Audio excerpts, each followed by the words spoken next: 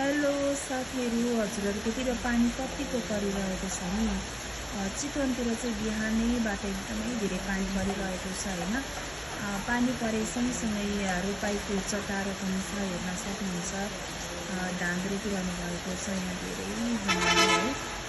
त्यसै गरी धेरै पानी परेको कारणले चाहिँ हेर्न सक्नुहुन्छ यहाँ चाहिँ अस्ति नै धान रोप्नु भएको थियो, तर धानको चाहिँ ध पनि देखिँदैन है। सबै पानीले चाहिँ ठ्याक्क पुरेको छ होइन। पानी चाहिँ जलमग्न भएको छ, हेर्न सक्नुहुन्छ। यता पनि रोप्नु भएको थियो, त्यता पनि धानको बिरुवाले देखिन थालेको छ है। यहाँ चाहिँ भर्खरै रोप्नु भएको अलिअलि देखिरहनु भएको छ, तपाईँले देख्न सक्नुहुन्छ। र चितवनको अवस्था चाहिँ यस्तो छ है साथीहरू। धान रोप्नको लागि त एकदमै सहज भएको छ पानी परिदिएर होइन, तर रोपेको धानहरू यसरी हराउने क्रम पनि जारी भएको छ।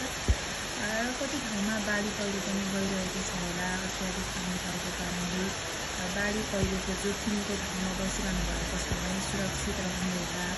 सबैजनालाई यही भन्न चाहन्छु। Thank you.